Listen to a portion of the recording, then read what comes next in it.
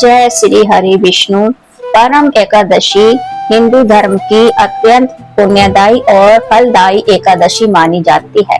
इस पावन व्रत के प्रभाव से पापों का नाश होता है, मन की शुद्धि होती है तथा भगवान विष्णु की विशेष कृपा प्राप्त होती है।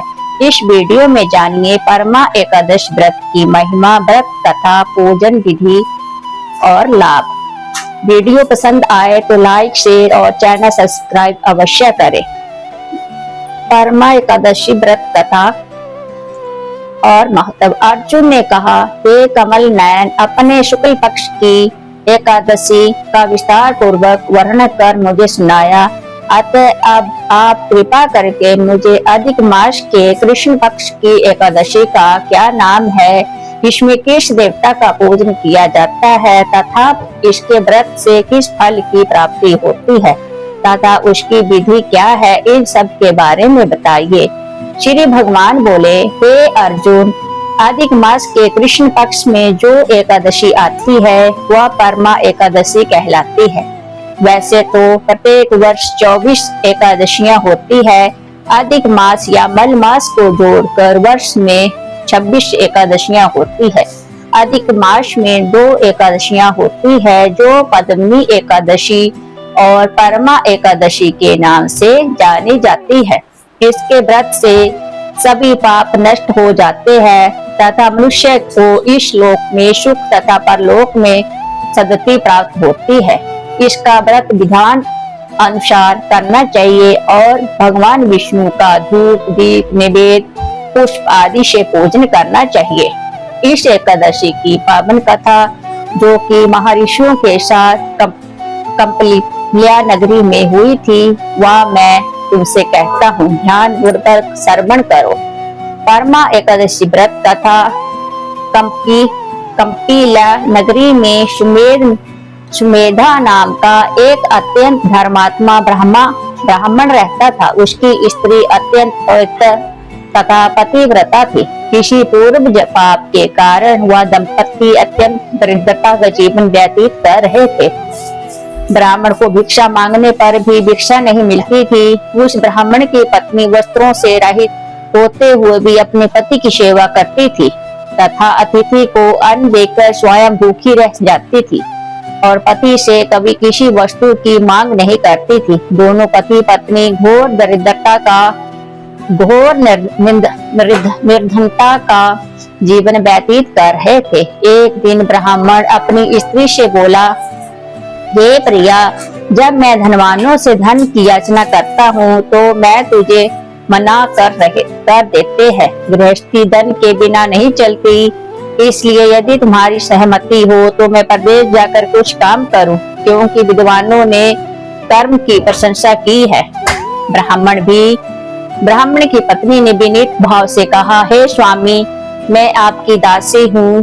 पति अच्छा और बुरा जो कुछ भी कहे, पति पत्नी को वही करना चाहिए। मनुष्य को पूर्व जन्म में किए गए कर्मों का फल मिलता है।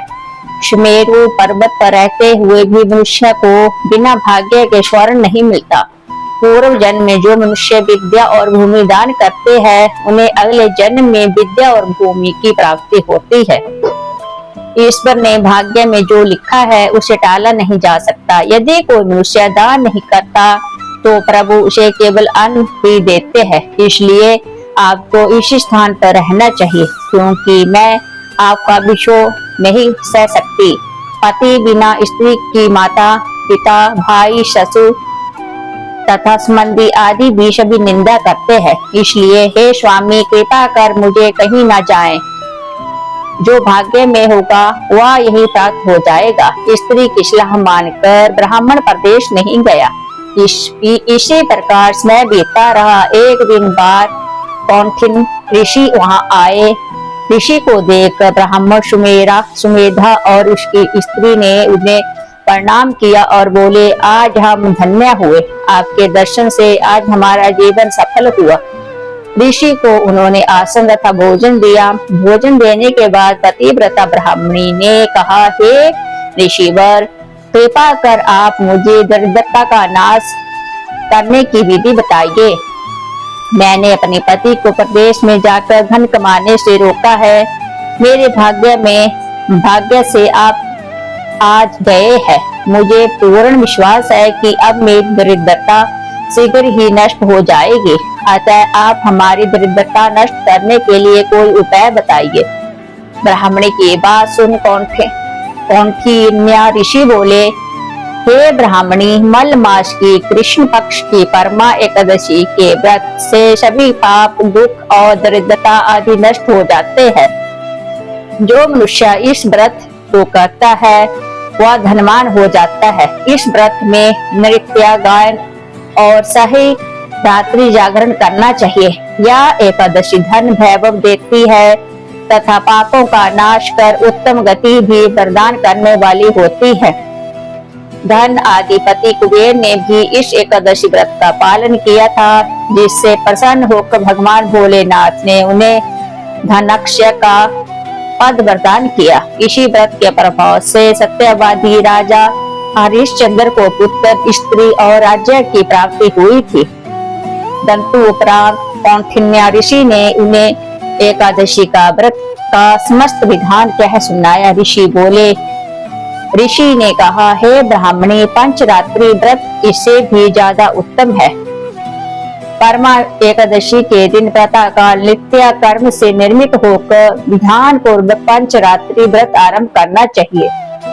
जो मनुष्य 5 दिन तक निर्जल व्रत करते हैं वो अपने माँ पिता और स्त्री सहित स्वर्ग लोक को जाते हैं। जो मनुष्य 5 दिन तक संध्या को भोजन करते हैं वो स्वर्ग को जाते हैं। जो मनुष्य स्नान करके 5 दिन तक ब्राह्मणों को भोजन कराते हैं वो समस्त संसार को भोजन कराने का फल पाते हैं।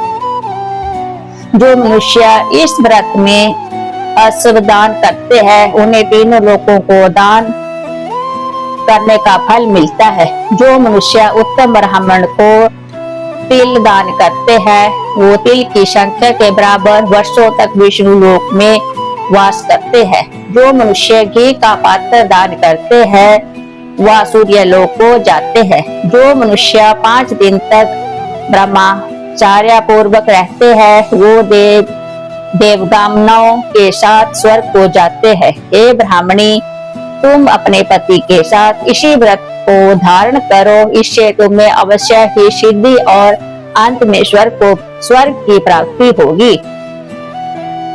कौंडिन्य ऋषि के वचनानुसार ब्राह्मण और उसकी स्त्री ने परमा एकादशी का 5 दिन तक व्रत किया। इस व्रत पूर्व होने पर ब्राह्मण की स्त्री ने एक राजकुमार को अपने यहाँ आते देखा। राजकुमार ने ब्रह्मा जी की प्रेरणा से एक उत्तम घर जो कि सब वस्तुओं से परिपूर्ण था उन्हें रहने के लिए दिया। तदुपरांत राजकुमार ने आजीविका के लिए एक गांव दिया।